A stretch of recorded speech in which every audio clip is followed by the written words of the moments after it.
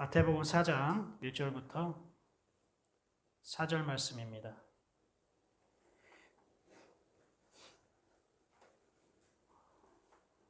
마이크 쓰시고 말하는 데 불편하지 않으면 함께 합독하고요. 또 제가 대표를 해도 됩니다. 그때 예수께서 성령에게 이끌려 마귀에게 시험을 받으러 광야로 가사 40일을 밤낮으로 금식하신 후에 줄이신지라. 시험하는 자가 예수께 나와서 이르되 네가 만일 하나님의 아들이여든 명하여 이 돌들로 떡덩이가 되게 하라. 예수께서 대답하여 이르시되 기록되었으되 사람이 떡으로만 살 것이 아니요 하나님의 입으로부터 나오는 모든 말씀으로 살 것이라 하였느니라 하시니. 아멘. 말씀의 제목을 달자면 네가 하나님의 아들이라면, 네가 하나님의 아들이라면.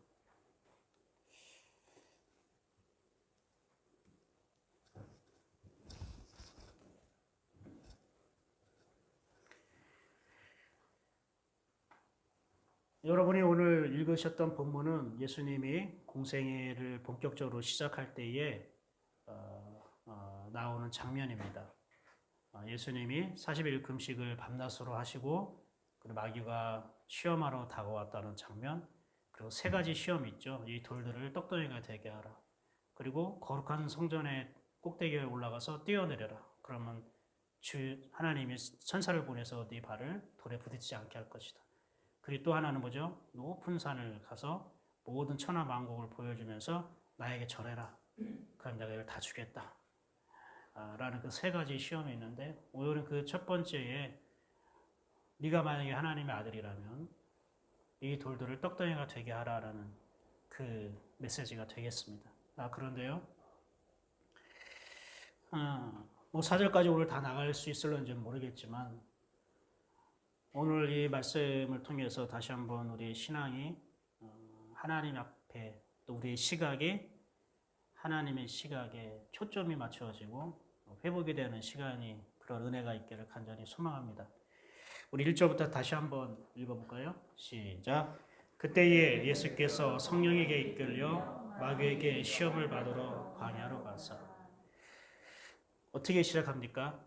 우리 올 때 원어에 볼 때 맨 처음 단어가 굉장히 중요한 의미가 있다고 얘기를 했죠. 처음 단어가 원어에도 그때에입니다. 그때에. 영어는 뭐라고 되는지 모르겠지만 그때에, 이 그때는 언제를 말할까요? 이 그때는요, 우리가 알지 못하는 그때를 말합니다. 인간이 알 수 없는 시간을 말합니다. 이 그때에라는 거는. 알 수 없기 때문에 준비도 할 수도 없고 대비할 수도 없고, 단순히 생각과 상상과 자기 경험으로만 추측할 수밖에 없는 시간이 그때입니다. 그러나 이 그때는 내 경험과 생각과 상상으로 추측해서 하는 그것 또한 헛된 것으로 만들어버리는 그 시간이 그때입니다. 그러나 이 그때는요, 하나님의 때이고요, 하나님의 시간이고, 하나님이 준비하신 때이고요, 그것은 하나님이 일하시는 때입니다. 여러분, 예수님은 마귀가 자기가 40일 동안 금식을 하는 가운데에 마귀가 자기를 시험하러 올지를 알았을까요? 몰랐을까요?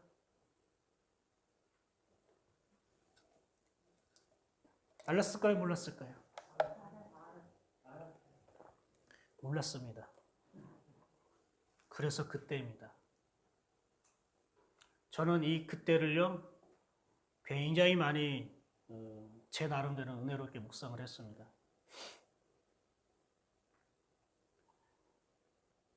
그때, 우리는 지금 그때에 살고 있는 겁니다. 내일도 그때가 되고요. 여러분, 일주일 뒤에도 바로 그때이고요. 10년 뒤에도 20년 뒤에도 우리는 그때입니다. 여러분이 죽을 그때도 그때입니다. 너무 추상적으로 들립니까? 아니면 좀 뭔가 잡힙니까? 이 그때라는 게 뭔지 알아야 됩니다. 예수님은 마귀가 자기에게 시험하러 올 줄 알았다면은 미리 피하겠죠. 모처럼 에너지 낭비하게 마귀하고 토닥토닥거리고 마귀 졸졸졸 뒤를 따라가겠습니까? 예수님도 모르는 때가 그때입니다. 하나님의 아들도 모르는 때가 그때입니다.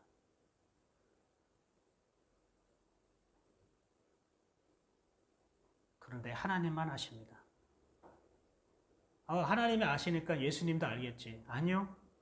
여러분, 예수님은 하나님과 동등된 존재였지만 그렇다고 하나님의 계획과 모든 때를 예수님은 알고 행한 적은 아닙니다.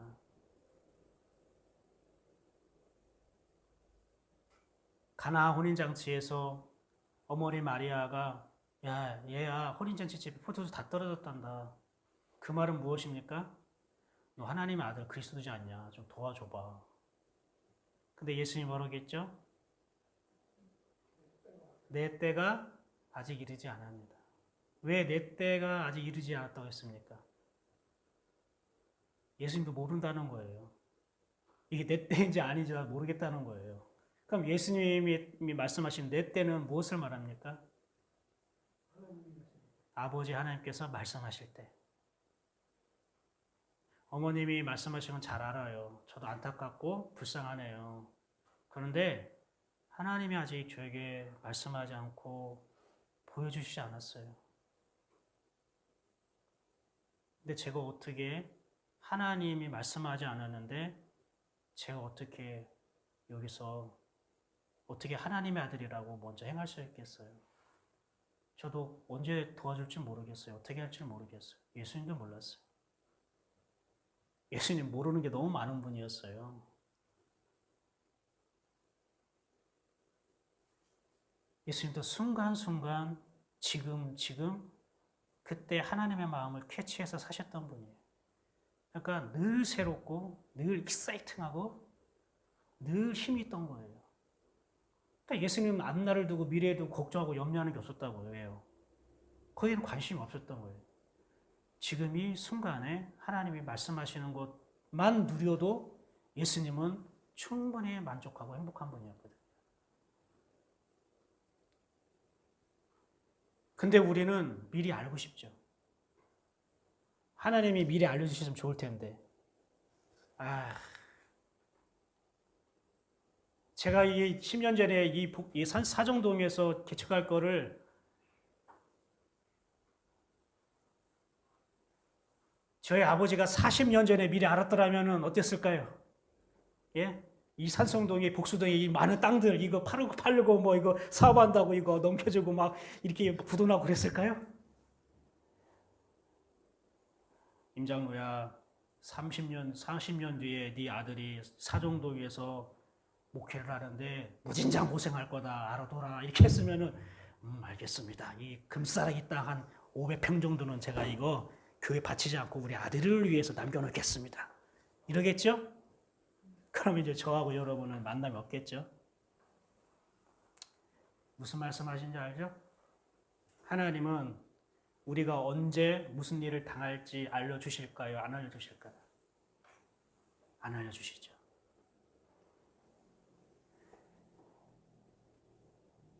안 알려주십니다. 근데 인간은 자꾸 알고 싶어요. 그래서 하나님께 자꾸 그걸 궁금해해요. 미래에 대한 두려움과 불안 때문에 하나님을 믿으려고 하는 사람도 많아요.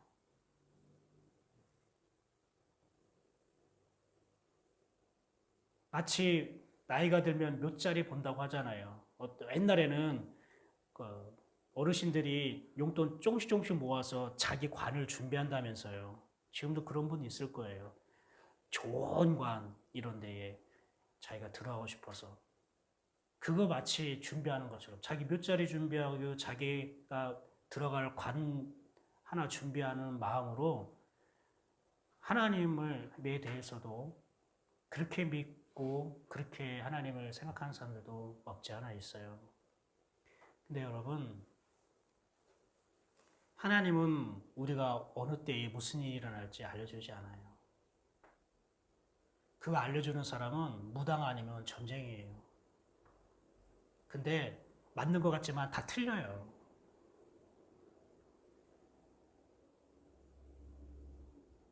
근데 왜 안 알려주실까요? 안 알려주시는 이유는 알아야 될 거 아니에요. 하나님은 그런 거 알려주지 않습니다. 라고만 생각하지 말고, 그러면 왜 안 알려주시는데요? 하나님께 물어볼 수는 있잖아요. 물어보는 건 죄 아니잖아요. 의심하는 게 아니니까. 더 이해하고 싶고, 믿고 싶고, 받아들이고 싶어서 그러는 거잖아요. 제가 그래서 그럴 거예요. 하나님, 왜 안 알려주시는 거예요? 따지는 게 아닙니다. 지금 따지듯이 얘기한 게 아닙니다. 하나님 왜 안 알려주실까요? 내가 미리 알려주면 너 그 뒤로는 나 안 찾잖아.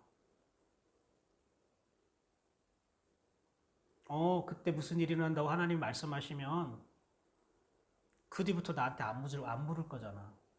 그거 준비한다고 너 혼자 준비하고 대비하고 돈 모으고 사람 모으고 다 네 혼자 준비하고 대비하고 네 힘하고 네 스스로 그 준비해서 이겨낼 건데 그럼 내가 너와 함께 살 이유가 없잖아. 나는 네가 어느 때에 어떤 일을 당하든 내가 일하고 싶어. 내가 너와 함께 살면서 내가 하고 싶은 거야. 너 혼자 깽끈 거 다 짊어지고 그 짊어지고 네가 이기고 애쓰면서 주님께 와가지고 하소연하고 힘주세요 도와주세요 이런 걸 원하는 게 아니고 비록 네가 땀 흘리고 마음 쓰는 일도 있겠지만 나 하나님이 너를 통해 내가 하고 싶은 거야. 그 어느 때에도 임마누엘이 되길 원해. 그 어느 때에도 내가 너와 함께 살고 싶고 내가 일하고 싶고 그때에 내가 보여주길 원하고 바로 그때에 내가 너를 가르쳐주길 원하고 바로 그때에 내가 너에게 말하고 싶은 게 있어. 그때에만 누릴 수 있는 하나님이 있는 거야. 그런데 우리는 내 자녀가 나중에 어떻게 되고 이 사업이 어떻게 되고 내 직장 일이 어떻게 되고 우리 경제 문제 어떻게 되고 우리 교회가 어떻게 되고 하나님이 미리 다 알려주면 우리는 그 뒤로는 하나님을 필요하게 생각하지 않아요. 하나님은 저는 그렇게 묵상이 되어졌습니다. 그래서 하나님이 미리 알려주지 않는구나. 감사합니다, 하나님. 그러니까 우리는 순간순간 늘 깨어있으면 되는 거예요. 그러니까 여러분, 점쟁이 무당 믿듯이 하나님께 자꾸 그런 거 알려달라고 하지 마세요. 하나님도 괴로워요. 답답해요, 하나님도. 그때 가보면 안다고 하잖아요, 우리가. 우리 어렸을 때 어른들이면 너 그때 되면 알아. 다 그런 말 하잖아요. 그죠? 네가 지금은 그러지만 너도 이제 너 시집 가고도 말이야, 애 낳고 그때 봐봐. 내 마음 어떤지. 저도 우리 어머니가 누나들한테 얘기 들었거든요. 정말 그렇죠, 여자분들. 어머니가 그 얘기했던 그때가. 그때 내가 아주 10살 때, 20살 때 결혼하기 전에 엄마가 결혼하고서 이렇게 하고 뭐 애 낳을 때 이렇게 하고 이렇게 하고 아무리 얘기해도 그냥 이론이었잖아요. 그러나 그때 되면은 그 이론이 진짜 음성으로 다시 느껴진단 말이죠. 하나님은 그거보다 더 세밀하시고 구체적이고요. 무엇보다 하나님이 다 알고 계시고 준비하고 계셨다는 거예요.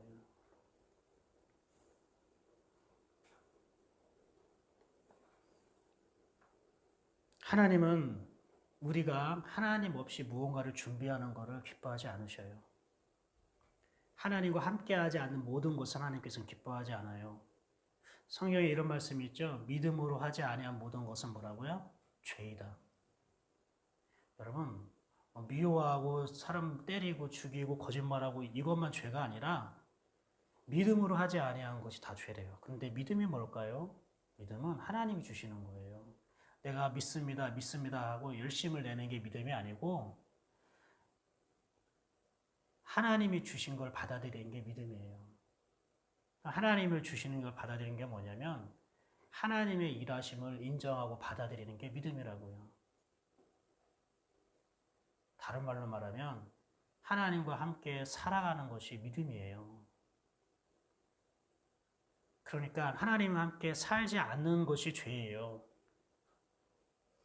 하나님과 함께 살지 않고 내가 스스로 준비하고 내가 일하겠다고 하는 그것이 믿음으로 하지 아니한 것이고 이 모든 것을 뭐라고 하냐면은 죄야라고 말하는 거예요.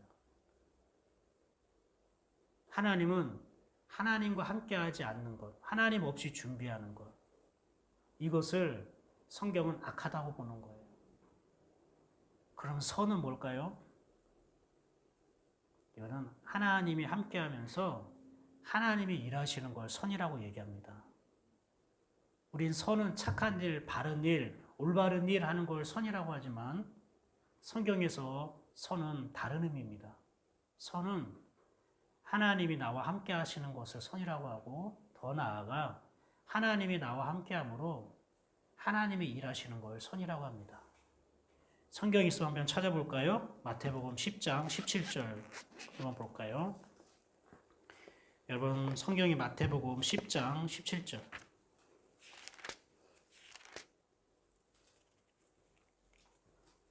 신약 성경 제 성경으로는 15쪽이 있네요.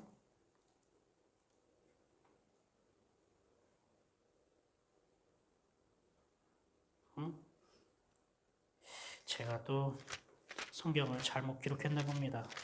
잠시만 기다려 주십시오. 또 이런 실수가 있네요. 예, 마가복음입니다. 죄송합니다. 마가복음 70쪽 10장 17절 18절 제가 읽을게요. 예수께서 길에 나가실새 한 사람이 달려와서 꿇어 앉아 묻자오되 선한 선생님이여 내가 무엇을 하여 영생을 얻으리이까? 예수께서 이르시되 네가 어찌하여 나를 선하다 일컫느냐? 하나님 한 분 외에는 선한 이가 없느니라. 어떤 사람이 예수님께 뭐라고 불렀습니까? 선한 선생님이요. 근데 예수님은 뭐라고 대답하셨어요? 네가 어찌하여 나를 선하다고 말하느냐. 선한 분은 뭐라고요? 하나님 한 분 외에는 선한 이가 없다. 그럼 이 선이라는 건 어떤 개념입니까? 아까 뭐가 악하다고 했죠? 하나님 없이 내가 일하는 걸 악하다고 하는 겁니다. 그래서 악한 생각은 어떤 생각일까요? 미워하고 때리고 음란하고 이런 생각이 악한 생각? 그래요. 맞아요. 그러나 이거는 악한 생각의 열매예요. 흔적이에요. 진짜 악한 생각은 뭐냐면 하나님 없이 생각하는 것. 따라해 볼까요? 악한 생각은 하나님 없이 생각하는 겁니다. 하나님 없이 생각한 결과가 미움과 음란과 도둑질, 거짓말, 시기, 질투로 나타나는 겁니다. 믿으십니까? 그러면 악하다의 반대말은 선하다. 그럼 선하다는 건 선한 생각은 뭘까요? 하나님과 더불어 생각하는 것. 하나님과 함께 생각하는 것. 더 정확하게 얘기하면 하나님의 생각을 받아들이는 게 선한 생각이겠죠. 그걸 믿음이라고 하는 거죠. 믿음은 뭐라고 했죠? 하나님이 주시는 걸 받아들이는 거라고 했어요. 자, 여기서 하나님이 주시는 걸 받아들이려면 좋은 것은 아멘하고 할렐루야하고 받아들이지만 하나님이 내가 볼 때에는 불편한 것을 주실 수도 있겠죠. 부담스러운 것을 주실 수도 있겠죠. 나에게 지금 네 형편에 안 맞는 걸 주실 수 있단 말이에요. 그런데 믿음은 그것까지 받아들이는 걸 믿음이라고 우리에게 해주시는 거예요. 그래서 우리의 믿음은 한 걸음 한 걸음 그분에 의해서 만들어지는 거예요. 내가 너무 불편하고 부담돼서 못 받아들이면은 한 대 팍 때려 이거 안 받아? 선물인데 이렇게 하나님 하지 않아요. 그건 체하죠. 이번 주에도 태어난 지 2주밖에 안 된 아이가 죽었잖아요. 그 20대의 젊은 새파란 부모가 왜 토하냐고 분유 주는데 그래가지고 때린 거예요. 2주밖에 안 된 아이를. 그래서 갔어요. 죽었어요. 그런 얘기들은 뭐 마음이 아프잖아요. 근데 그런 얘기를 통해서라도 믿음을 생각하고 하나님을 생각하고 우리의 영혼을 생각했으면 좋겠어요. 하나님은 그렇게 하는 분이 아니라고요. 얘 너한테 좋은 거야. 왜 안 먹어? 이렇게. 우리는 이제 아이들 쓴 약이나 목에 넘기기 불편한 약 같은 경우에는 건강을 위해서 치료를 위해서 먹게 하지만 하나님은 우리가 소화할 수 없는 분량이라면 하나님 잠깐 보류해 주셔요. 그리고 다른 형편으로 우리를 좀 더 보완해 주셔요. 그것을 받아들일 때까지. 뭘 일찍 받아들이면 그만큼 더 많이 하나님을 누리게 되고 내가 자라나게 되고 품을 수 있게 되는 거겠죠. 그러나 그게 안 되면은 하나님 잠시 그것을 보류하셨다가 다른 방법으로 하나님은 우리를 이렇게 그것을 받아먹을도록 하나님께서는 인도하셔요.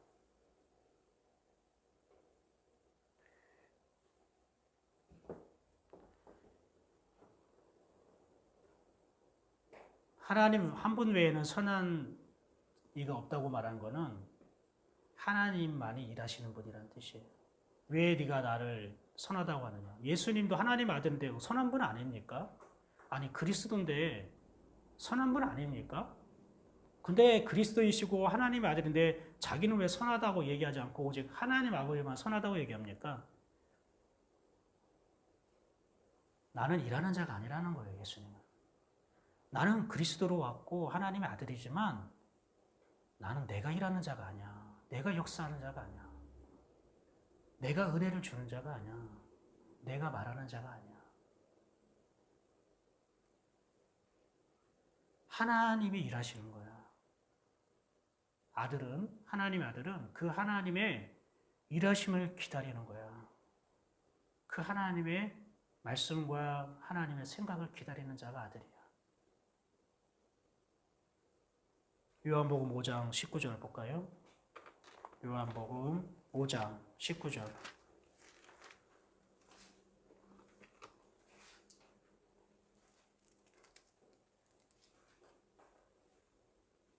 신약성경 150쪽 읽겠습니다. 시작. 그러므로 예수께서 그들에게 이르시되 내가 진실로 진실로 너에게 이르노니 아들이 아버지께서 하신 일을 보지 않고는 아무것도 스스로 할 수 없나니 아버지께서 행하시는 그것을 아들도 그와 같이 행하느니라. 자, 아들이 일한다는 거예요? 아버지가 일한다는 거예요? 아버지가 일한다는 거죠. 아들도 일하는 게 아니에요. 아버지는 아들을 위해서 일하는 거지 아들이 아버지를 위해서 일하는 게 아니에요. 왜 그럴까요? 아버지가 강하니까, 아들은 약한 존재니까.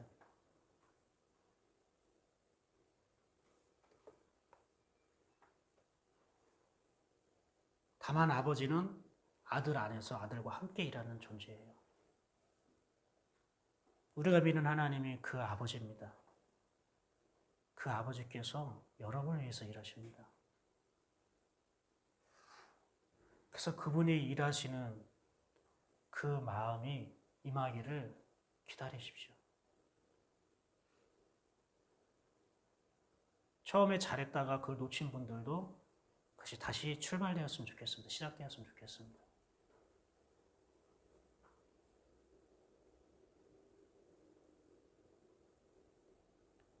그때에 어떤 일이 일어났습니까? 예수께서 성령에 이끌려 마귀에게 시험을 받으러 광야로 가사. 여러분 이 한글 성경에 약간 아쉬운 번역이 있더라고요. 예수님께서 성령에 이끌려 마귀에게 시험을 받으러 광야로 가사면은 예수님이 광야로 왜 갔다고 생각하십니까? 한번 생각해 보십시오. 시험을 받으러 광야로 간 걸로 누구에게? 마귀에게. 근데 처음에 누구에게 이끌렸어요? 그러면 성령님이 인도함을 받는데 성령님이 마귀에게 준 거예요? 예수님은? 약간 난해하죠? 이게 아쉬운 오역.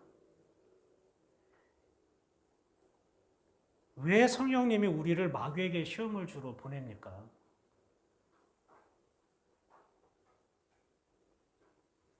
욥도 마귀가 하나님이 마귀에게 맡겼잖아요. 욥을요. 시험하라고요. 이거하고 이거와는 달라요. 욥의 신앙은 어떤 신앙이랬죠? 종교적이고 형식적이고 하나님을 만나지 못하는 영혼이 거듭나지 못하는 신앙생활이라고 했죠. 그러니까 종교생활이라고 했죠. 그 자기의 율법과 종교의 신앙, 하나님 없이 자기가 예배드리고 하나님 없이 헌금드리고 하나님 없이 살아왔던 것들이 얼마나 헛된 것인지 하나님을 깨우쳐주기 위해서 인생의 고난과 아픔을 허락하신 거거든요. 근데 예수님 같은 경우에는 예수님이 어떤 종교 생활을 했습니까? 예수님이 지금 어떤 종교적인 금식을 하러 지금 들어간 겁니까? 광야에? 아니잖아요. 예수님은 하나님의 아들로 태어나셨고 그리스도잖아요. 하나님의 아들로 살고 있고 그리스도로 살고 있는데 그걸 마귀에게 시험주로 이끈다고요? 성령님이? 말도 안 돼요. 그 하나님은 그렇지 않아요. 하나님의 아들로 살고 있는 자에게 하나님이 마귀에게 시험주라고 허락하지 않는다고요. 그럼 뭐 성경이 좀 잘못됐습니까? 성경은 잘못되지 않았죠. 번역이 잘못된 거죠. 이겁니다. 성령이 예수님을 인도하신 거예요. 그래서 광야로 들어가신 거예요. 그런데 마귀가 다가온 겁니다. 이해되십니까? 원어에는 이렇게 되어 있습니다. 성령님이 예수님을 이끌고 광야로 가서 금식하게 하신 거예요. 그러니까 예수님은 누구의 인도를 받은 거죠? 성령님이요. 하나님의 영이요. 위 성령이라고 되어 있지만 원어에는 성령이 아니라 그 영이라고 되어 있어요. 성령 하면요. 앞에 하기오스, 거룩한 영이라는 하기오스라는 단어가 붙어야 되는데 하기오스라는 원어가 아니라 그냥 퓨뉴마라는 영이에요. 영. 이해가 되시죠? 그냥 그 영의 인도함을 받았다는 거예요. 그럼 그 영은 뭘까요? 앞에 관사가 붙는다는 건 다 하나님을 말하는 건데 하나님의 영이니까 자기 안에 하나님의 마음을 느꼈다는 거예요. 아, 하나님이 지금 금식하게 하길 원하는구나. 그러니까 예수님 스스로 금식한 게 아니라 문제 해결받기 위해서 금식한 게 아니라 아, 하나님이 광야에서 금식의 생활을 하기를 원하는구나. 그 마음을 하나님의 받아서 예수님이 광야로 들어가신 거예요. 그런데 이 마귀가 나타난 거예요. 어쭈 하나님 아들 예수 네가 성령님의 인도함을 받고 있어? 아 얼마나 네가 성령님의 인도함을 끝까지 받는지 한번 볼까? 하고 얘가 쉽게 도전하러 온 거예요. 유혹하러 온 거예요. 원래 원어는 이랬습니다. 알겠습니까? 그러니까 오해하지 마십시오. 저는 굉장히 고민을 많이 했었어요. 옛날에. 아니 성령님의 인도함을 받았는데 또 마귀에게 시험을 받으러 또 광야로 갔다고? 예, 근데 원어로 보니까 또 하나님의 성품을 생각하니까 절대 그러실 수 없는 분인데 나도 내 아들이 사랑스러우면 일부러 마귀에게 나쁜 곳에 내가 이렇게 시험을 당하도록 하지 않을 텐데 뭔가 말 안 듣고 삐뚤게 나가고 이게 정말 건방지면은 좀 고생 좀 시켜보라고 내둘 수는 있어요. 부모님들이. 그럴 경우가 있잖아요. 우리가.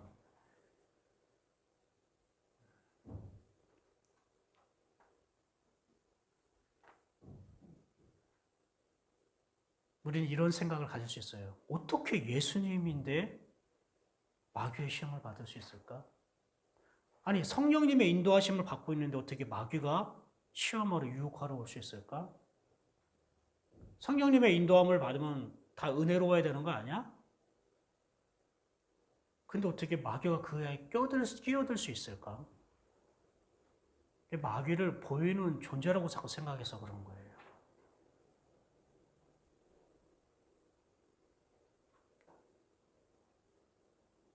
마귀는 생각을 통해서 역사하는 존재입니다.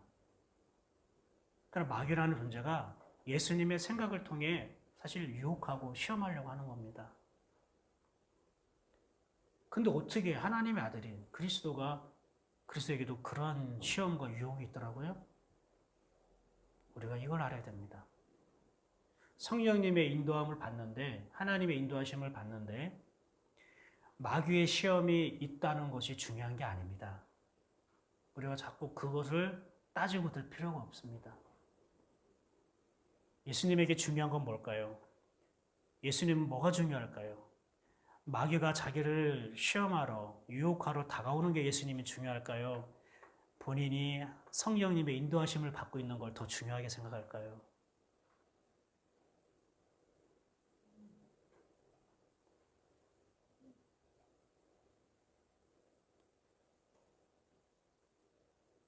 내가 지금 성령님의 인도하심을 받고 있는 것이 중요하지 마귀가 다가오는 것은 중요하지 않습니다.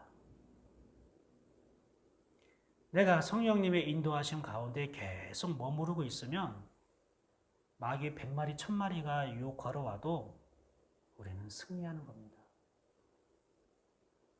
근데 우리는 자꾸 시각을 빼앗겨요. 분명히 하나님의 은혜 안에 있고 하나님의 인도하심을 받고 있는데 마귀가 오네? 왜 고치게 된 거야? 하고 마귀를 보면서 빼앗기는 거예요. 내 마음과 생각을. 그동안 하나님부터 주셨던 하나님 인도하심 받으셨던 것까지 내가 놓치게 되는 겁니다. 우리의 일어나는 것들이 있어요. 마귀는 보이는 걸 통해 그리고 우리의 생각을 통해 역사합니다. 근데 그거 자체가 중요한 게 아니에요. 우리에게는. 그게 사실 두려운 문제가 아니라고요. 마귀가 다가오는 게 우리에게 두려운 게 아니라고요. 마귀가 우리를 넘어뜨리려고 시험하는 게 그게 두려운 게 아니라고요. 내가 하나님의 인도하심을 빼앗기는 게 더 두려운 거라고요. 우리가 하나님의 인도하심을 받고 있는 것이 중요하다고요. 지금 내가 하나님의 인도하심을 받고 있니 없니가 중요하지 지금 마귀가 날 넘어뜨리려고 어떤 일을 벌이고 있느냐가 중요하지 않다고요. 마귀는 하나님 앞에서 게임이 안 된단 말이에요. 우리를 이길 수 있고 밟을 수는 있어도 하나님 앞에서는 힘을 못 쓰는 존재가 마귀라고요. 우리가 지금 하나님의 인도함을 받고 있으면 그것으로 충분합니다. 예수님은 바로 그 마음이 있는 거죠. 예수님은 지금 성령님의 인도하심을 받고 있잖아요. 마귀가 아무리 달려들어도 예수님은 그게 보이질 않은 거예요. 그러니까 말씀으로 다 마귀를 어떻게 합니까? 물리치죠. 만약에 예수님이 성령님의 인도하심 가운데 광야로 들어갔지만 마귀가 자기에게 다가오는 걸 보고 겁을 먹었다면 두려워했다면 아마 하나님의 음성을 듣지 못하고 이거 어떡하지? 하면서 계속 마귀 뒤를 졸졸졸 쫓아다니면서 아마 굉장히 고생했을 수도 있을 거예요. 여러분이 혹시 그런 모습 아닙니까?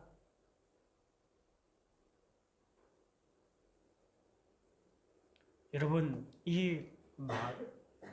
이끌려라는 말이 뭐냐면요. 안하고라는 단어에서 나왔어요. 이 안하는요. 위로 올라가다, 높이 올라가다라는 뜻이에요. 이 아고는요, 데리고 가다, 인도하다 이런 뜻이에요. 그래서 두 개 합하면요, 데리고 가는데 어디로 데려갈까요? 높은 곳으로요. 이게 무슨 뜻일까요? 높은 곳은 누가 계신 곳? 하나님이 계신 곳을 상징하잖아요. 우리의 마음이 높아지길 원하는 거예요. 교만이 아니라 하나님이 거하시는 보좌가 되길 원하는 거예요. 하나님의 성품으로요. 하나님의 생각을 높은 곳으로 말하잖아요. 하늘이 땅보다 높은 같이 내 생각이 너희 생각과 다르다는 것을 너희가 알지 못하느냐고. 그렇게 말씀하잖아요. 예수님을 하나님의 생각만큼 높이 올리시기 위해서 성령님께서 지금 광야로 인도하고 계신 거예요. 그러면은 높이 올린다는 말이 있잖아요. 그때 사단이 다가온 거예요. 그래? 네가 하나님의 생각으로 높이 올려지는 그 성령님의 인도하심을 받고 있다고? 내가 놔둘 것 같아? 그게 마귀가 왔어요. 마귀는 디아블로스라는 원어와 단어예요. 사전적으로는 중상하다, 비방하다라는 의미가 있어요. 그런데 원래는 원어는 나누는 자, 분리하자는 뜻이에요. 따라해볼까요? 마귀는 분리하는 자입니다. 중상과 비방하는 말로 하는 거잖아요. 그러니까 뭘로 분리할까요? 마귀는? 말로 분리하는데 근데 그 말로 분리한다는 것 자체가 사실 우리에게는 생각을 통해 분리하게 하는 거예요. 우리가 말을 들으면 누군가의 말을 받아들이면 분리가 된다는 거예요. 마귀의 말을 받아들이면 생각이 분리된다는 거예요. 하나님과. 그런데요. 이 디아블로스는 어떤 단어로 되어 있냐면 디아라는 전치사가 있어요. 통하여, 함께. 그리고 블로는요, 발로라고 해요. 발로는 뭐냐면 던지는 거예요. 내던지는 거예요. 쫓아버린다는 뜻도 있어요. 던져버리다, 멀리 던지다, 쫓아버리다 이런 뜻이 있어요. 그러면은 함께, 이 파란 글씨 함께 여러분 합하면은 어떤 의미가 될까요? 무엇을 통하여 던져버리는 거겠죠. 마귀는 무엇을 통하여 던져버리는 거예요. 마귀는 무엇과 함께 던지는 존재예요. 무엇을 의미합니까? 마귀는 단독적으로 역사하지 않는단 말입니다. 영이기 때문에. 반드시 마귀는 무엇을 통하여 던져요. 근데 뭘 던질까요? 아까 뭘 던진다고 했죠? 마귀는 자기 말을 던지는 거예요. 무엇과 함께.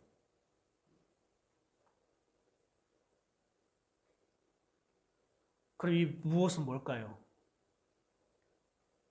따라해 볼까요? 사람.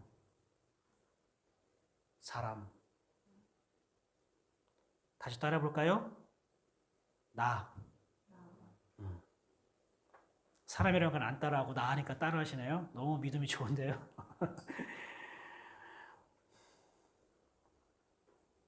마귀는 나를 통하여 자기의 말을 던져버립니다. 상대방.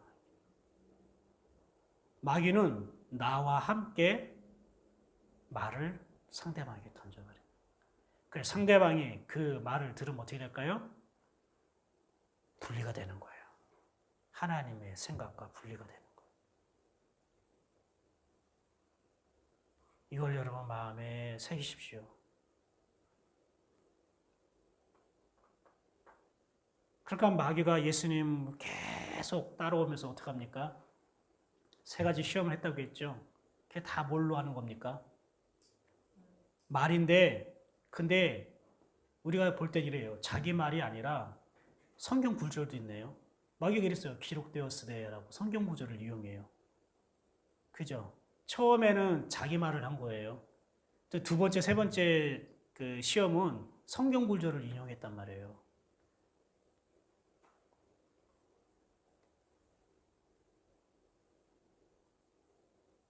이걸 어떻게 보여야 될까요?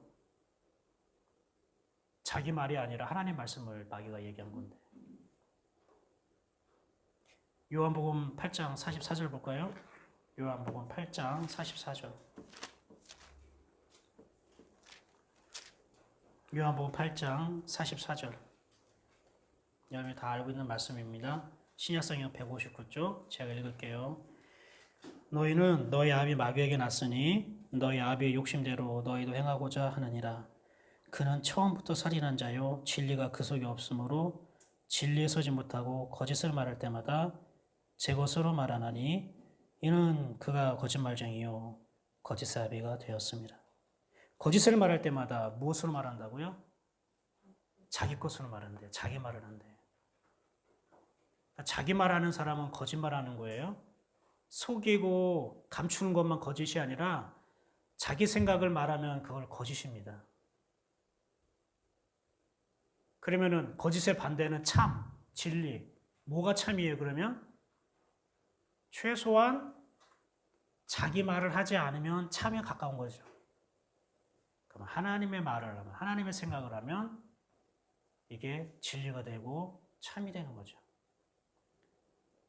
그런데 마귀가 예수님을 시험할 때에는 두 번째, 세 번째 시험할 때는 기록되었으되 하면서 구약 성경에 있는 하나님의 말씀을 인용했단 말이에요. 그러면 그게 마귀의 말이에요? 하나님의 말씀이에요? 여기에 여러분 영적 분별력을 하나님께서 주시기 위해서 이 얘기하는 거예요. 장난치려고 하는 게 아니라. 그러니까 잘 들으셨으면 좋겠어요.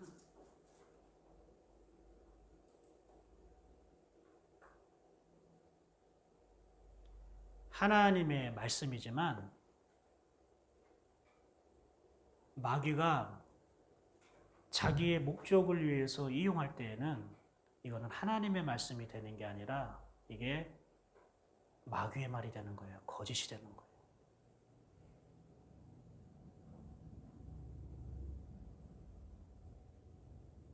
마귀는 구약 성경에 있는 그 문자를, 기록된 문자를 이용한 거예요.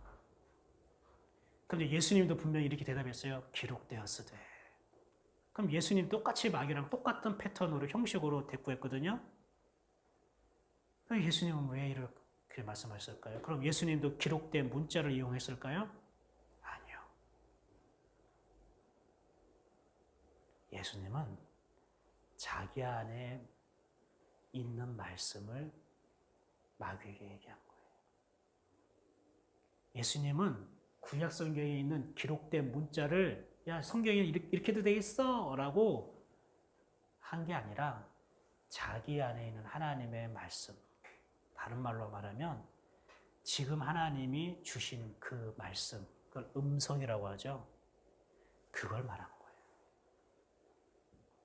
그런데 마귀는 구약 성경에 있는 어떠한 단락, 어떠한 단어, 어떠한 문장을 이용해서 이거 봐, 성경에 이렇게 돼 있잖아. 너 하나님 아들이면 이렇게 해봐.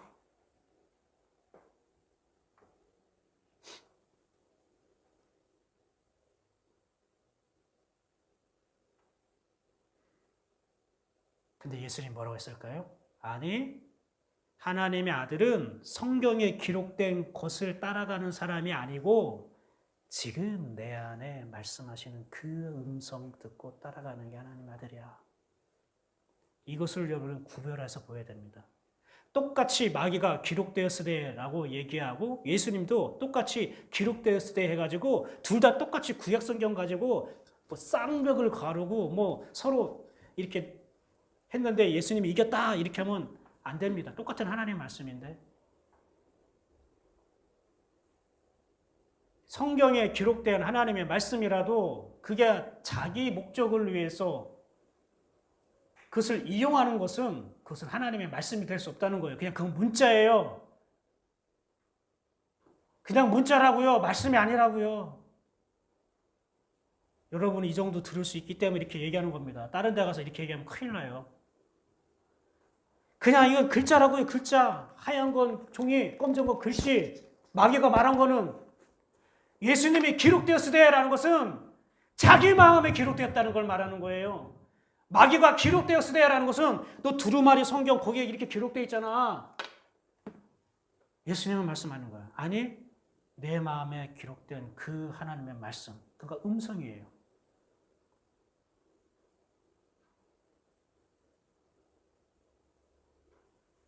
여러분은 기록된 문자를 따라가는 게 아니잖아요. 성경에 이렇게 돼 있다, 이렇게 돼 있다, 이렇게 돼 있으니까 이렇게 해야지? 이거는 아니잖아요. 이거 다 못 따라가요, 우리는. 그 성경을 따라가는 게 아니에요. 이 기록된 문자가 내 마음에 하나님이 주시는 음성이 되어야 되는 거예요. 예수님은 바로 그걸 말한 거예요.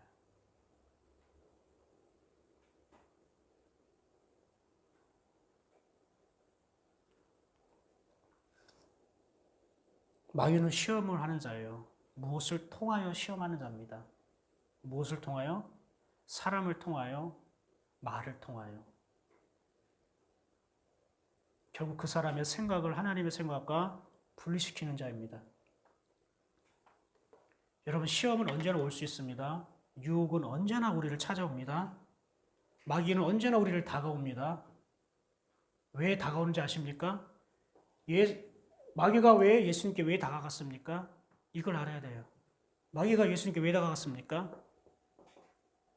그걸 알면은 우리가 이기는 방법을 얻게 되는 거예요. 예수님과 같은 포지션으로, 예수님과 같은 모습으로 우리가 그 시험을 이길 수 있어요. 아주 간단하게 생각해서 어렵게 생각하지 마세요. 왜 마귀가 광야에서 금식하고 있는 예수님께 왜 온 거예요? 왜 시험하러 온 거예요?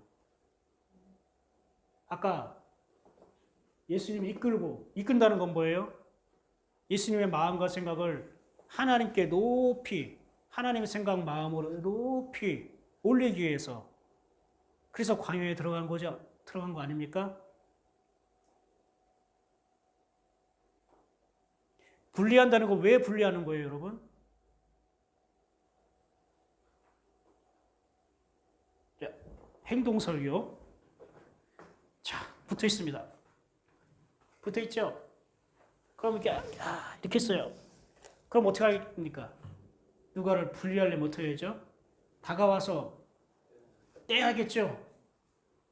아니면은, 목사님 여기 100만 원 있어요? 그러면 막 욕한다든지. 그럴까, 안 그럴까요? 그쵸? 근데 지금 떨어져 있어요. 그러면 분리할 수 있을까요, 없을까요? 분리할 필요도 없죠. 다가올 필요도 없죠. 왜 그럴까요? 이미 떨어져 있으니까. 예수님이 하나님과 연합되어 있으니까 마귀가 분리하러 온 거죠. 예수님의 생각을 자꾸 방해해서. 하나님의 인도하심을 받는다는 거, 성령님의 인도하심을 받는다는 건 하나님과 함께 있다는 거잖아요. 하나님과 함께 있으니까 떨어뜨리려고 다가오는 거죠. 그러면요,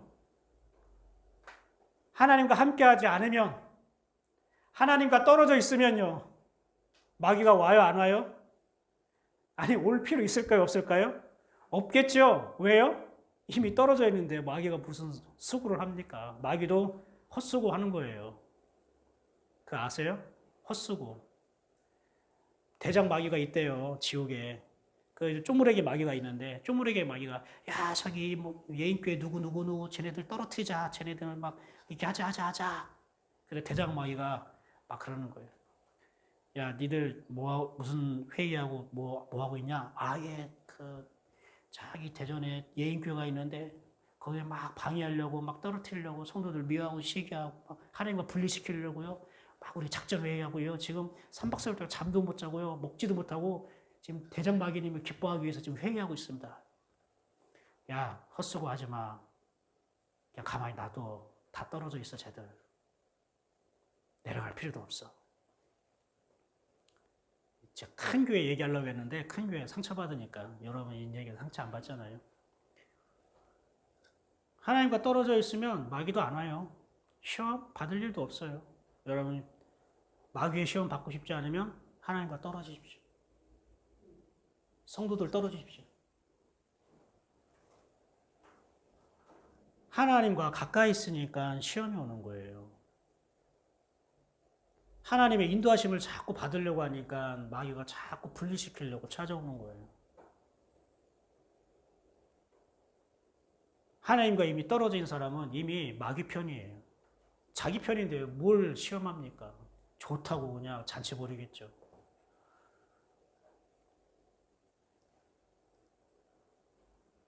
그러니까 나에게 자꾸 시험이 오고 뭔가 자꾸 넘어뜨리려고 하고 하는 괴로움이 올 때 여러분 이걸 생각하십시오. 마귀의 시험과 괴롭힘에 빼앗기지 말고 내가 지금 제대로 가고 있구나. 내가 지금 제대로 하나님의 인도하심을 받고 있구나. 그럼 나는 하나님만 보면 되겠구나. 마귀가 어떤 방법으로 어떻게 시험하든지 그거 안 보면 되겠구나. 그냥 지금 이 가던 이 길, 이 은혜 가운데 이 하나님 붙들고 있으면 되겠구나. 나는 하나님과만 떨어지지 않으면 되겠구나. 왜? 마귀의 목적은 디아블로스, 분리하는 자이니까. 시험이라는 건 여러분 어떤 뜻인지 아십니까? 예수님이 시험이란 말인데 시험이란 말은요. 원어로요. 히브리어로 이렇게 말해요. 나사라고 그래요. 나사. 지난번에 예수님이 나사 몇 번 했잖아요. 나사는 어떤 뜻이냐면요. 빼내다는 뜻이에요. 빼내다. 들어서 빼낸다는 거예요.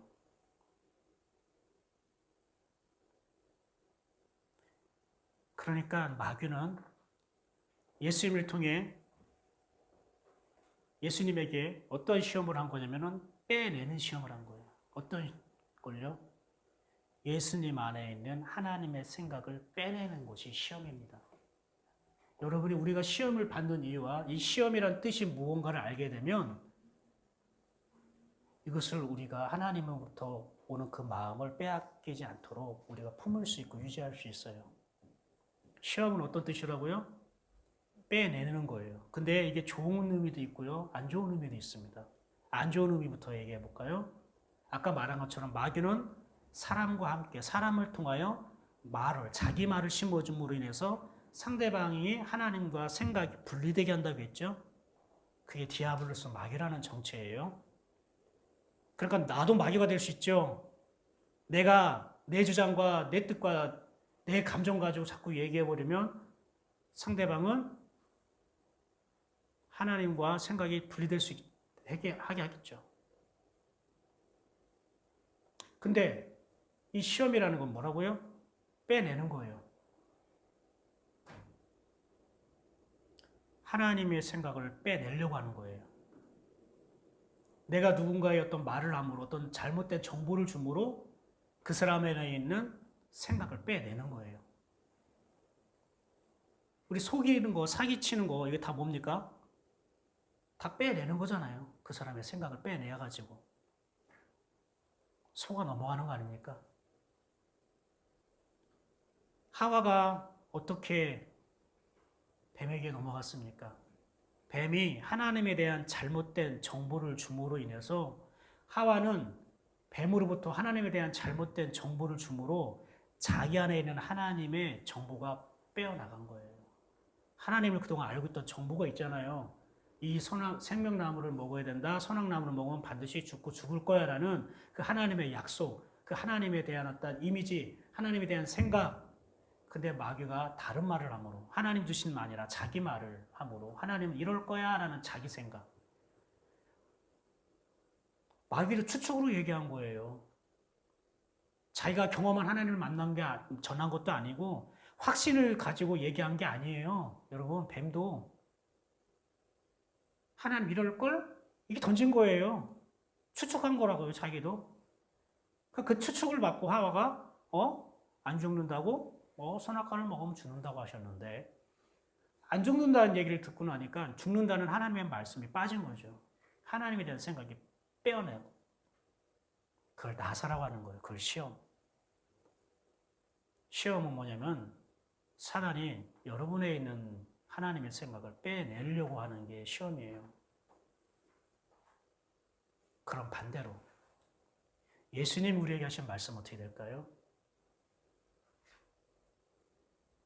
하나님이 아닌 생각을 빼내시겠죠.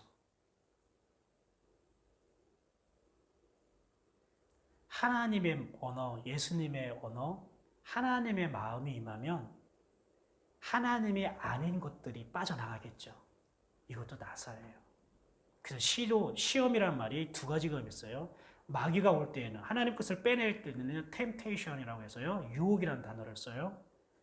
근데 하나님께서 시험한다고 할 때는요. 테스트라고 해요. 테스트, 점검. 여러분 테스트 한다는 건 좋은 거예요, 나쁜 거예요? 좋은 거죠. 얘가 어느 수준에 이르는지 수학이든지 시험 볼 때 테스트라고 하지 템테이션이라고 하지 않잖아요. 대학 수능 시험을 템테이션이라고 하지 않잖아요. 테스트라고 하잖아요. 그건 하나님이 점검하시는 거예요. 알려주시는 거예요.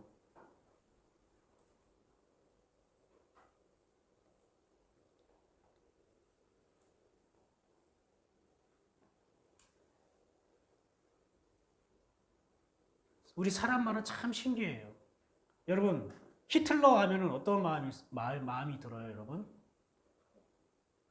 히틀러에 대해서 자꾸 히틀러 하면은 우리가 히틀러에 대한 그 마음, 내가 히틀러라는 그 사람과 가까워지고 싶어요, 멀어지고 싶어요? 그 우리 이완용입니까? 우리나라를 팔아먹은 사람? 이완용 딱 얘기하면은 그 사람과 친밀감이 느껴져요? 아니면 불편하고 좀 멀어지고 싶어요? 이완용이 후손이야 그러면 어떻게 해요? 정말 훌륭한 조상 두셨습니다. 이렇게 하고 싶어요? 아니면은 쳐다보기 쉽지 않아요? 대부분 쳐다보고 싶지도 않을 거예요. 아니 그 사람과 경험한 것도 없고 말만 들었는데 그 이름만 들었는데 근데 보세요. 이순신 세종대왕 하면 어떻게 해요? 친해지고 싶지요? 그래 안 그래요? 이만수 하면 어떻게 해요? 꼴도 보기도 싫어요? 그런 거잖아요. 모르는데 그죠? 여러분 제가 잠비아 목사님이나 아프리카 목사님 가끔씩 얘기하잖아요. 얼마 전에 코로나로 인해서 어머니하고 여동생이 코로나로 인해서 돌아가셨거든요. 그래서 함께 기도하고 위로하는 시간을 가졌는데 그분에 대해서 얘기하면 여러분 마음이 어떻게 막 멀게 느껴집니까? 아니면 위로해 주고 싶고 기도해 주시고 함께 사랑을 나누고 싶습니까? 한 번도 본 적이 없는데 이름만 들었는데 그 정보만 알려줬는데 우리 마음이 그렇죠. 우리 마음이 그런 거예요. 어떤 말을 들으면 뭔가 가까워지고 싶은 마음이 생기는 것은 하나님이 하시는 거예요. 돈, 술, 마약, 담배 했는데 가까워지고 싶은 마음이 들면 이거 큰일 나는데 이거. 근데 어떤 말을 들었는데 자꾸 불편하게 느껴지고 가까이 하고 싶지 않고 멀리 떨어지고 싶은 마음은 하나님이 주신 게 나온 게 아니에요. 여러분 이렇게 생각하시고 점검해 보세요. 그러면 그 사람, 마귀가 저 사람을 통해 나를 빼내려고 하는구나. 저게 디아블로스구나. 내가 누군가에게 얘기할 때에 어떤 사람에 대해서 얘기할 때 이 사람이 내가 얘기하는 그 사람과 가까워지고 좋아하는 친밀함을 느끼는 말을 한다면은 이거는 하나님 안에서 선한 말이 될 수도 있어요. 근데 내가 어떤 사람에 대해서 정보를 얘기함으로 그 사람이 왠지 내가 얘기한 사람과 불편함을 느끼게 되고 그래? 다시 봐야겠네? 이러면서 멀게만 느끼게 한다면은 내가 디아블로스 되는 거야. 내가 시험하게 하는 자가 되는 거예요.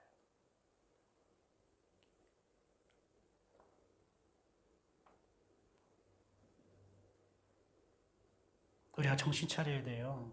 내 말이 다른 사람의 생각에 영향을 끼쳐서 그 사람의 마음이 하나님의 마음으로 멀어지게 할 수 있다는 것을, 그 사람이 갖고 있는 하나님의 생각을 내가 뽑아내게 할 수 있어요. 그래서 특별히 말씀을 전하는 목회자는 진짜 깨어 있어야 돼요. 정신 차려야 돼요. 어떤 메시지를 전하에 따라 성도 안에 있는 하나님의 생각을 빼낼 수도 있고요. 악한 것을 빼내게 할 수도 있는 것이고. 그래서 저를 위해서 기도해 주세요. 말씀을 들을 때 여러분 안에 하나님이 아닌 악한 마귀가 심어놓은 것이 뽑히는 역사가 해달라고. 그럼 제가 그걸 먼저 경험하는 자가 돼야 되거든요. 마귀가 말한 것처럼 기록된 문자 아무리 열심히 이거 묵상하고 연구하고 해서 되는 게 아니라 그것이 저에게 하나님의 음성으로 들려져야 되거든요. 오늘은 말씀을 여기까지 할게요. 4절까지 다 못 나가겠네요. 한 주에 한 절씩 하죠. 하나님이 오늘은 여기까지 허락하신 것 같습니다. 기도할까요? 여러분 안에 오늘 어떤 메시지가 들어왔어요?